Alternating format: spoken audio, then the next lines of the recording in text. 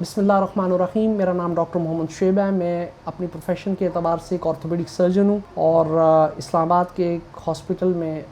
پچھلے 17-18 سال سے آرتھوپیڈک سروسز میں آرتھوپیڈک سرجری میں اپنی سروسز گورنمنٹ کے ایک ادارے میں پرووائڈ کر رہا ہوں۔ آج کی گفتگو کا موضوع آسٹیو آرتھرائٹس آف نی جوائنٹ ہماری سوسائٹی کا ایک بڑا اہم ڈائلیما اور سوسائٹی کے اندر ایک بڑا اہم سبجیکٹ ہے۔ آج سے کچھ سال پہلے 20 یا 25 سال بات کر لیں، اس ایرا میں آسٹیو آرتھرائٹس آف نی بیماری سمجھی جاتی تھی یا کیفیت سمجھی جاتی تھی ایلڈرلی لوگوں کی، یعنی جو ضعیف ہو گیا، 60 ایئر سے ابو چلا گیا، 60 سال سے اوپر اس کے جوڑ خراب ہو گئے، 70 سال سے اوپر جوڑ کمزور ہو گئے، اس کو ٹریٹمنٹ کی ضرورت ہے۔ لیکن اب معاشرے میں بہت ساری تبدیلیاں، جس میں غذائی تبدیلیاں ہیں، جس میں ہماری طرز معاشرت ہے جس کو سویلائزیشن کہتے ہیں، لیک آف ایکسرسائز کی وجہ سے، وزن بڑھنے کی وجہ سے، جنک فوڈ زیادہ ہونے کی وجہ سے، شوگر کانٹینٹ اور بائی کاربونیٹس کا وافر مقدار میں استعمال، بیوریجز جس کو ہم سافٹ ڈرنکس کہتے ہیں، کولڈ ڈرنکس مختلف ناموں سے مارکیٹ میں آتے ہیں، اسٹنگ جن میں بہت کامن ہے اور اس کے علاوہ بہت سے ہیں، یہ تو ایک نام ہے، ان کی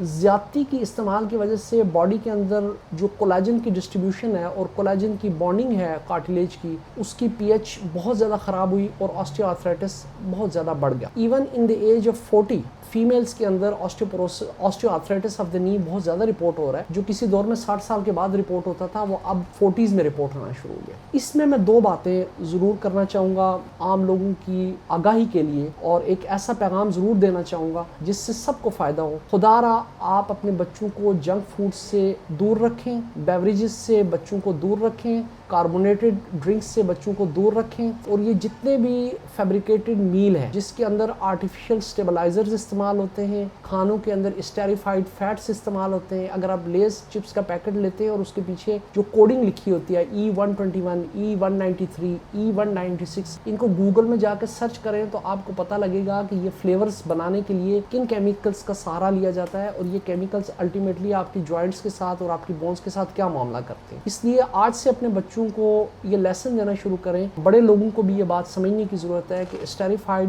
فیٹی ایسڈز والے خوراک کو نہ لیں، صرف نیچرل ڈائٹ کو استعمال کرتے ہیں۔ قدرتی طور پر جو غذا موجود ہے سبزیوں کی فارم میں، ڈیری کی فارم میں، فروٹ کی فارم میں، صرف اس کو مینٹین رکھیں، اور زبان کے ٹیسٹ کے لیے اور ایک تھوڑی سی فلیور کے لیے وہ غذائیں استعمال نہ کریں جو آئندہ آپ کی جوائنٹس کو خراب کریں۔ دوسری آسٹیو آرتھرائٹس کی ایک بڑی وجہ ہمارے معاشرے میں وزن کا بڑھنا ہے، اور وزن کا بڑھنا یہی ہے کہ اس کی بنیادی وجہ ڈائٹ ہے، خوراک ہے۔ یہ ابھی میں اپنی گفتگو میں چند چیزوں کا پہلے ذکر کر چکا ہوں، جس میں بیوریجز ہیں، بائی کاربونیٹ ڈرنکس ہیں، اور ایسی اشیاء جو بیکری پروڈکٹس کا ایکسس ہے، یہ تمام چیزیں، ایکسس آف شوگر ہے، ریفائنڈ شوگرز ہیں، آرٹیفیشل فلیورز ہیں، یہ تمام چیزیں بہت زیادہ وزن بڑھانے میں کارگر ہیں، اور لوگوں کا BMD بہت زیادہ بڑھ گیا ہے، جس کی وجہ سے گھٹنے بہت زیادہ خراب ہو رہے ہیں۔ تو یہ جو پریونٹیبل میئرز ہیں جن کو ہم روک سکتے ہیں، جن سے ہم اس چیز کا تدارک کر سکتے ہیں، اس کے اوپر ضرور اپنا فوکس رکھیں۔ ایڈوانس ٹریٹمنٹ موجود ہیں، شروع میں سپورٹیو ٹریٹمنٹ جس میں گلوکوزامین، کنڈراٹن سلفیٹس وغیرہ کی ڈفرینٹ کمبینیشنز ہیں، کولاجن کی کمبینیشنز ہیں، میگنیشیم کا کچھ رول ہے، انٹرا آرٹیکولر ہائلورونک ایسڈ موجود ہے۔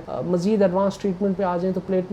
Platelet rich plasma with cellular matrix ہے۔ پھر اب جو مزید بہتر ایک ٹریٹمنٹ آ گئی ہے اس کو اسٹیم سیلز کہتے ہیں۔ ٹریٹمنٹ موجود ہے، لیکن ایک بات یاد رکھیے گا کہ ٹریٹمنٹ صرف اس وقت کی جاتی ہے جب آپ کی جوائنٹ سرفیس خراب ہو جاتی ہے، اور نیچرل جوائنٹ سروس کا ٹریٹمنٹ کے ساتھ کوئی کمپیریزن نہیں ہے۔ So please try to prevent your joints and especially knee joints, تاکہ ان کے اندر آرتھرائٹس نہ ہو۔ مجھے امید ہے کہ میرا یہ میسج سوسائٹی تک اور عام لوگوں تک، اور بالخصوص جو ٹین ایجرز ہیں اور ینگ لوگ ہیں، ان تک پہنچے گا، اور وہ اپنی ڈائٹ کے متعلق کانشیس ہوں گے، اپنے ویٹ کے متعلق کانشیس ہوں گے، اور وہ اپنی جوڑوں کو مستقبل میں خراب ہونے سے بچانے کے لیے آگاہی اور کوشش ضرور کریں گے۔ السلام علیکم ورحمۃ اللہ وبرکاتہ۔